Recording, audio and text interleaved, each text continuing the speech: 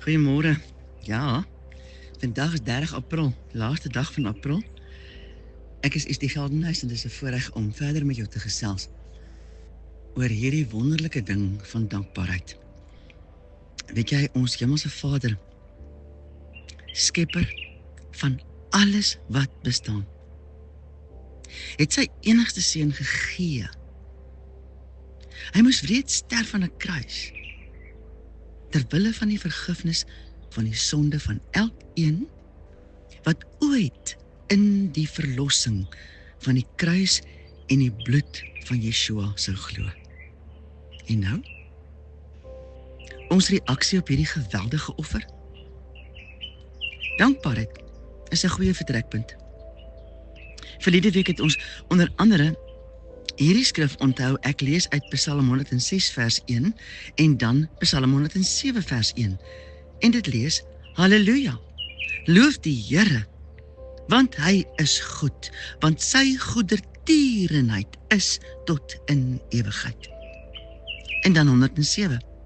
Loof die Here, want hy is goed, want sy goedertierenheid is tot in ewigheid. Hoor ook al lees weer 'n keer Psalm 118 vers 2 en 3. Laat Israel dan sê dat sy goedertierenheid tot in ewigheid is. Laat die huis van Aaron dan sê dat sy goedertierenheid tot in ewigheid is. En kom ons voeg daarby, laat ons dan sê dat sy goedertierenheid tot in ewigheid is. Vader, dankie dat ek net hier kan staan en ek weet net dat U die woord vir my gegee het. Daarom bid ek in die naam van ons Messias, Jesus wat die Christus is. Kom U nou asseblief self en kom gee U die woord af in elkeen se hart, elkeen wat ooit daarna sal luister. Dis nie ek wat praat nie, Vader. Dis U opdrag wat U my gegee het om te praat, wat ek nou gaan praat.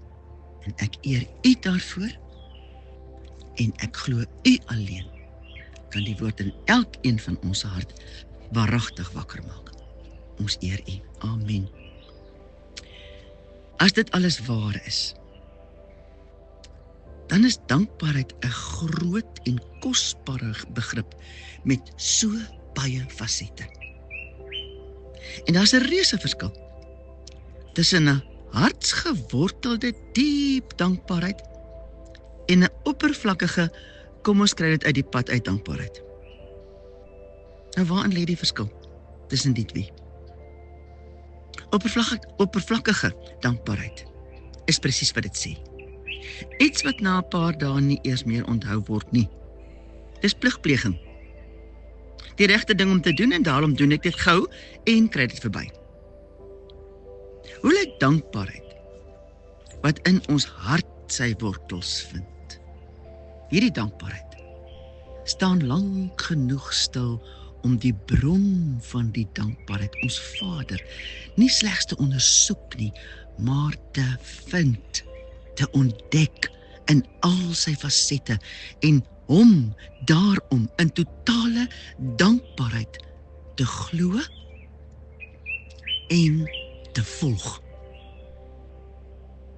Miskien klink ek nou soos 'n plaat wat vashak, maar daar was 'n tyd in my lewe toe ek uitgeroep het na ons Vader. Ek het in daardie tyd bly ervaar dat Vader my vra om rustig te raak oor goeders en om hom te vertrou, eerder as homself te karring in my poging tot oplossings vir dit wat my pla. My teenvraag aan die lewende God was waaragtig: wat in U moet ek vertrou? Dit het ek gevra uit radeloosheid en nie arrogansie nie. Ek glo dat ons Vader my gedring het om hierdie vraag te vra, want sy antwoord aan my het my hele lewe verander. Ons Vader se goddelike antwoord op die vraag, wat in U moet ek vertrou, was die volgende: dat daar net een ding is wat jy kan vertrou in enige een, ook in hom. En dit is karakter. As die karakter bo verdenking is, kan jy hom vertrou. En die verskillende fasette van die karakter bepaal hoe diep, wyd en enorm hierdie vertroue word. My volgende vraag: hoe gemaak om die karakter te leer ken? Ons Vader se antwoord: die elemente van my karakter is verskuil in die betekenis van my Hebreëse name. Hoe koppel hierdie wete met dankbaarheid? Solank ons Skepper nie ken nie, veral nie deur sy karakter te ondersoek, sodat ons verstaan wie hy werklik is nie, is ons woorde en gevoelens van dankbaarheid presies dit, woorde en gevoelens. Dit raak nie ons binneste nie. Dit verander nie ons verwagting van hom en daarmee saam ons verhouding met hom nie. Laat my asseblief toe om samevattend te verwys na die karakter, soos ontdek in die betekenis van die name. Die naam Elohim, wat verwys na Vader, Seun en ook Gees, sluit die volle wese van ons Skepper God in, met die klem op die Skepper. Daar is niks in die skepping waarvan hy nie weet nie. Hy het alles geskep, elke element vir 'n rede. Oefen dankbaarheid elke keer wanneer jy in die skepping inkyk en wat ook al raak sien, sê dit dan: dankie vir dit wat ek nou hier voor my sien. U het dit gemaak. En loof hom dan daarvoor. Dan is daar El, wat verwys na sy krag. Is jy dalk in 'n situasie wat onoplosbaar blyk te wees, loof dan vir El met groot dankbaarheid dat hy groter en kragtiger is as enige iets wat na ons kant toe kan kom. Loof hom met dankbaarheid, wat verklaar dat jy reeds glo in dit waarvoor jy hom dank. Doen dit tot jy vrede in hom vind.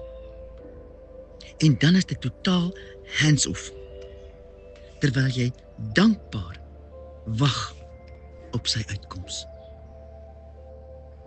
Hemelse Vader, wees ons genadig. Leer ons om te ontdek wie U werklik is. Leer ons om U daarvoor te loof en te dank.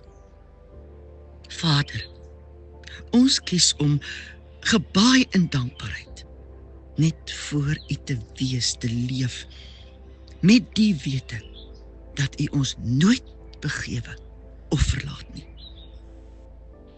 Dankie vir U alwetende betrokkenheid by ons lewe, elkeen van ons lewe. Dankie vir wie U is. Dankie dat ons kan opkyk in hierdie dag en weet, U ken reeds ons dag. En U sal ons nooit begelei op 'n plek wat onveilig of selfs sonder U is nie. Vader, ek bid U, maak ons sensitief om waaragtig op U te wag in hierdie dag, dat ons sal weet, U begelei ons, en nie ons eie geite nie, net U. Ons kies om U te glo, om in U te glo, en om op U te wag. Halleluja. Amen.